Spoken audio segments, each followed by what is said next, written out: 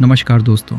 Battle of Longewala 4 दिसंबर 1971 की वो सर्द और खामोश रात। राजस्थान के थार रेगिस्तान में दूर दूर तक सिर्फ रेत के टीले थे और एक ऐसा सन्नाटा जो आने वाले तूफान का संकेत दे रहा था। रात का अंधेरा इतना गहरा था कि अपना ही हाथ नजर न आए। हवा में एक अजीब सी ठंडक थी, लेकिन उस रात इस रेगिस्तान की रेत कुछ ही घंटों में आग की तरह उबलने वाली थी। जैसलमेर से करीब 100 किलोमीटर दूर इस वीरान रेगिस्तान के बीचों बीच एक छोटी सी भारतीय सीमा चौकी थी जिसका नाम था लोंगेवाला। वहां मौजूद थे पंजाब रेजिमेंट की 23वीं बटालियन के सिर्फ 120 जवान। इन जवानों को जरा भी अंदाजा नहीं था कि सरहद के उस पार से मौत एक बहुत बड़ा और खौफनाक रूप लेकर उनकी तरफ बढ़ रही है। पाकिस्तान की सेना ने एक बहुत ही खुफिया और खतरनाक मंसूबा बनाया था। उनका मकसद सिर्फ एक छोटी सी चौकी पर कब्जा करना नहीं था, बल्कि वो चाहते थे कि रातों रात लोंगेवाला को रौंदते हुए रामगढ़ पर कब्जा कर लें और फिर सीधा जैसलमेर तक घुस आएं।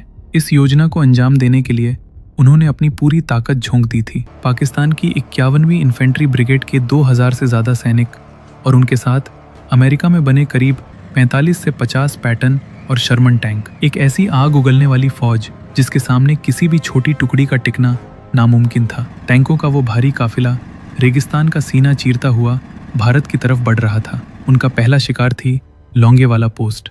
रात के करीब 12:30 बज रहे थे। पोस्ट से करीब 5 से 6 किलोमीटर दूर सीमा के पास सेकंड लेफ्टिनेंट धर्मवीर अपनी एक छोटी सी पेट्रोलिंग टीम के साथ फुट मार्च पर थे। अचानक हवा का रुख बदला और धर्मवीर रुक गए। उन्होंने अपने जवानों को खामोश रहने का इशारा किया। रेगिस्तान की ठंडी हवा में उन्हें दो चीजें महसूस हुई। पहली, लोहे के आपस में टकराने की एक बारीक मेटेलिक स्क्रच, और दूसरी, डीजल के जलने की तेज गंध। धर्मवीर ने बिना वक्त गवाए रेडियो का बटन दबाया। टाइगर फॉर कंट्रोल, यहाँ कुछ हरकत है। टैंकों की ट्रैक की आवाज आ रही है। काउंटिंग अभी साफ नहीं है। ओवर। लोंगेवाला पोस्ट पर मेजर चांदपुरी ने मैसेज रिसीव किया। वो जानते थे कि अगर टैंक आ रहे हैं तो इसका मतलब है कि ये कोई छोटी घुसपैठ नहीं बल्कि एक फुल स्केल स्ट्राइक है। उन्होंने तुरंत जैसलमेर स्थित ब्रिगेड हेडक्वार्टर में संपर्क किया और हालात की गंभीरता के बारे में बताया। उन्होंने तोपखाने और हवाई हमले की मदद मांगी, लेकिन हेडक्वार्टर से जो जवाब मिला वो किसी भी इंसान के होश उड़ा देने के लिए काफी था। पीछे से बताया गया कि भारतीय वायुसेना के पास उस वक्त ऐसे फाइटर जेट्स नहीं हैं जो रात के अंधेरे में उड़ान भर सकें, इसलिए सुबह की पहली किरण से पहले कोई भी हवाई मदद नहीं मिल सकती। हेडक्वार्टर ने मेजर को दो विकल्प दिए। पहला विकल्प था कि अपने जवानों की जान बचाने के लिए पोस्ट छोड़कर रामगढ़ की तरफ पीछे हट जाएं, और दूसरा विकल्प था कि जब तक हो सके दुश्मन को रोके रखें। सामने 2000 से ज्यादा दुश्मन और 50 टैंक और अपने पास सिर्फ 120 जवान। पीछे हटना एक समझदारी भरा फैसला हो सकता था, लेकिन मेजर चांदपुरी और उनके जवानों की रगों में जो खून दौड़ रहा था वो किसी और ही मिट्टी का बना था। मेजर ने अपने जवानों को इकट्ठा किया और उन्हें हालात की सच्चाई बता दी। उन्होंने कहा कि जो जाना चाहता है वो जा सकता है, लेकिन वो खुद इस पोस्ट को छोड़कर 1 इंच भी पीछे नहीं हटेंगे। जवानों ने अपने कमांडर की तरफ देखा। उनकी आंखों में मौत का कोई खौफ नहीं था, बल्कि एक ऐसी आग जल रही थी जो दुश्मन के टैंकों से भी ज्यादा गर्म थी। फैसला वहीं तय हो गया। लोंगेवाला पोस्ट खाली नहीं होगी। 120 जवानों ने कसम खाई कि आखिरी सांस और आखिरी गोली तक लड़ेंगे। लड़ाई की तैयारी शुरू हो गई। जवानों ने जल्दी जल्दी रेत के टीलों के पीछे अपनी पोजीशन ले ली। उनके पास दुश्मन के भारी टैंकों का सामना करने के लिए सिर्फ एक M40 रिकॉयलेस राइफल, कुछ मोर्टार और मीडियम मशीन गन थी। जो हथियार टैंकों को खरोंच तक नहीं मार सकते थे। उनसे एक पूरी बख्तरबंद ब्रिगेड को रोकना था।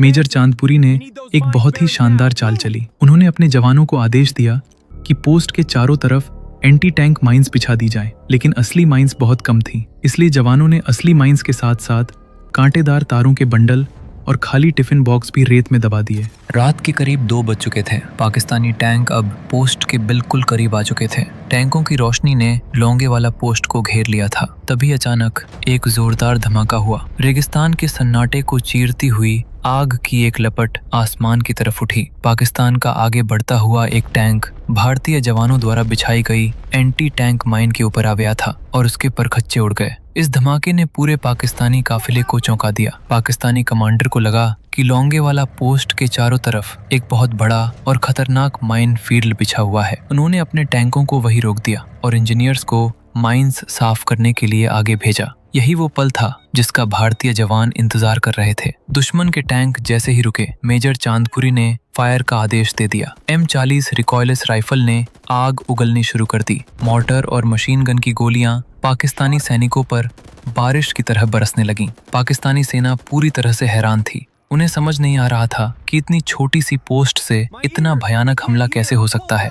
अंधेरे में उन्हें ये भी अंदाजा नहीं लग पा रहा था कि सामने कितने भारतीय सैनिक हैं। पाकिस्तानी इंजीनियर्स जब रेत में दबी माइंस को निकालने लगे तो उन्हें पता चला कि ज्यादातर जगह तो सिर्फ खाली टिफिन बॉक्स और तार दबे हुए थे। उन्हें समझ में आ गया कि उनके साथ धोखा हुआ है। इस माइन फील्ड को साफ करने और असली नकली का पता लगाने में पाकिस्तानियों के 2 से 3 घंटे बर्बाद हो गए। ये वही कीमती समय था जो मेजर चांदपुरी अपनी जान पर खेलकर खरीदना चाहते थे, लेकिन दुश्मन तादाद में बहुत ज्यादा था। जैसे ही उन्हें असलियत का पता चला, उन्होंने पूरी ताकत के साथ लौंगेवाला पोस्ट पर हमला बोल दिया। पाकिस्तानी टैंकों के गोले पोस्ट के चारों तरफ गिर रहे थे। रेत हवा में उड़ रही थी।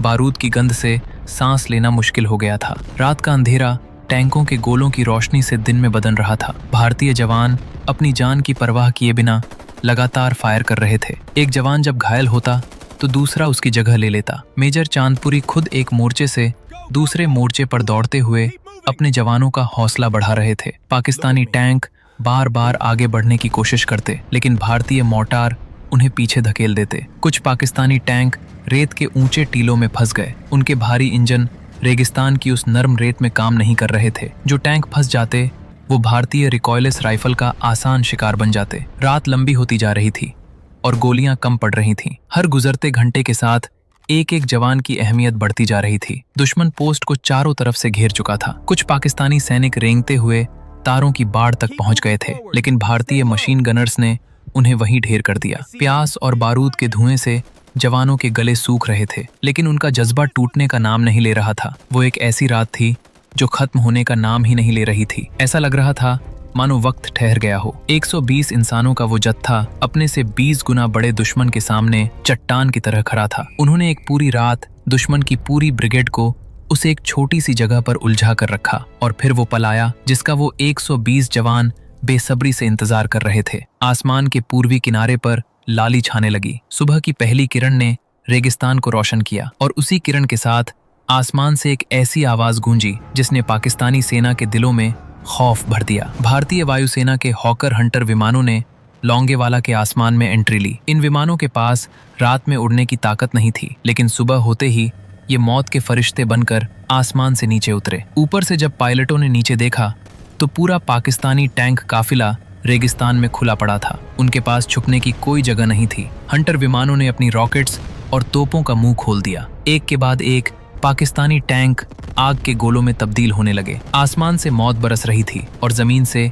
120 जवान आगे बढ़कर हमला कर रहे थे। पाकिस्तानी सेना में भगदड़ मच गई। जो टैंक कल रात मौत का सामान बनकर आए थे, आज वो खुद जलती हुई चिताओं में बदल रहे थे। पाकिस्तानी सैनिक अपने टैंक और हथियार छोड़कर अपनी जान बचाने के लिए वापस भागने लगे। दोपहर होते होते युद्ध का मैदान पूरी तरह से बदल चुका था। लौंगेवाला का वो सफेद रेगिस्तान अब काले धुएं और जलते हुए लोहे के टुकड़ों से भर गया था। 35 से ज्यादा पाकिस्तानी टैंक पूरी तरह तबाह हो चुके थे। सैकड़ों पाकिस्तानी सैनिक मारे गए और उनकी एक पूरी ब्रिगेड को सिर्फ 120 भारतीय जवानों ने पीछे भागने पर मजबूर कर दिया। जब युद्ध रुका और धूल बैठी तो दुनिया ने इतिहास का सबसे बड़ा चमत्कार देखा। 120 जवानों में से भारत ने सिर्फ अपने 2 वीर जवानों को खोया था। एक ऐसी लड़ाई जिसे जीतना कागजों पर पूरी तरह से नामुमकिन था, उसे खून और पसीने से हकीकत में बदल दिया गया था। लोंगेवाला की वो लड़ाई सिर्फ हथियारों से नहीं जीती गई थी, वो जीती गई थी उस अदम्य साहस, उस जिद्द और उस जुनून से जो एक सैनिक के दिल में